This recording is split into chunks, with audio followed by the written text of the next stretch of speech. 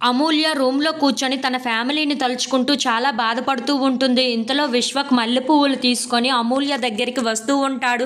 ఆ పువ్వుల్ని చూసుకుంటూ అబ్బా! ఎంత అమోఘంగా ఉన్నాయో, ఈ వాసన చూస్తూ ఉంటే గాల్లో తేలిపోతున్నట్లుగా అనిపిస్తుంది అని చెప్పేసైతే అంటూ అమూల్య దగ్గరికి నడుచుకుంటూ అయితే వస్తూ ఉంటాడు. అది చూసి అక్కడ ఉన్న అమూల్య అయితే చాలా కంగారు పడిపోతూ ఉంటుంది. ఇంతలో అక్కడ ఉన్న విశ్వక్‌ని చూసి ఏంటి విశ్వక్ నువ్వు ఏం చేయాలనుకుంటున్నావు అని చెప్పేసైతే అడుగుతూ ఉంటుంది. ఆ మాటలు విని అక్కడ ఉన్న విశ్వక్ అయితే నీకు ఇంకా అర్థం కావటం లేదా? అయినా సరే నాకు ఒక్కసారి చెప్పాలని ఉంది. అందుకే చెప్తున్నాను విను.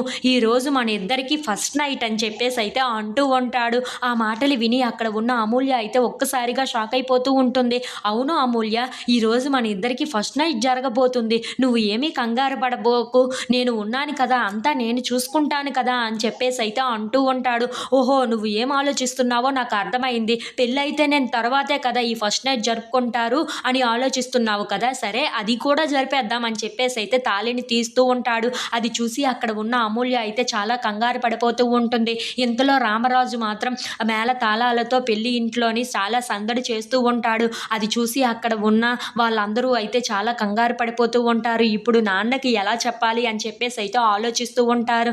ఇంతలో అక్కడ ఉన్న ధీరజ్ వాళ్ళ నాన్న దగ్గరికి వెళ్ళి అమూల్య ఇంట్లో కనిపించటం లేదు.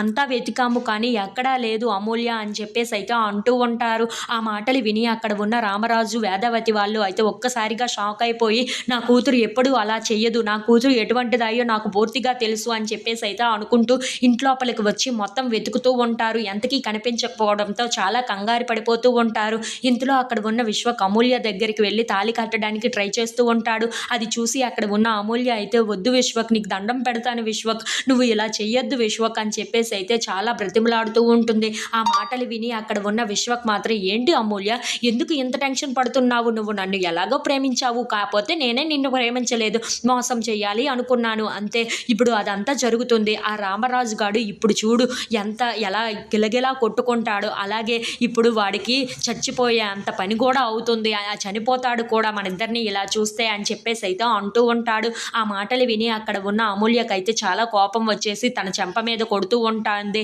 ఆ మాటలు విని అక్కడ ఉన్న విశ్వక్ మాత్రం ఏంటే నన్నే కొడతావా, నీ సంగతి ఇప్పుడే చెప్తానుండు అని చెప్పేసి అయితే అమూల్య దగ్గరికి వెళ్ళి తనను కొడుతూ ఉంటాడు.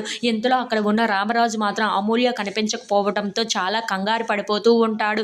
ఎక్కడికి వెళ్ళిపోయిందో ఏంటో నా కూతురు, అసలు ఏం జరిగిందో ఏంటో అని చెప్పేసి అయితే అనుకుంటూ చాలా ఏడుస్తూ అయితే అక్కడే కూర్చునిపోతూ ఉంటాడు. అది చూసి అక్కడ ఉన్న తన ముగ్గురు కొడుకులు అయితే మీరేమీ బాధపడకండి, టెన్షన్ పడకండి నాన్న, మేము ఉన్నాము కదా, అమూల్యాన్ని ఎలాగైనా సరే తీసుకొని వస్తామని చెప్పేసి అయితే అంటూ వాళ్ళ నాన్నకైతే నచ్చజెప్తూ ఉంటారు. అది చూసి అక్కడ ఉన్న రామరాజు, వేదవతి వాళ్ళు మాత్రం చాలా బాధపడుతూ ఉంటారు.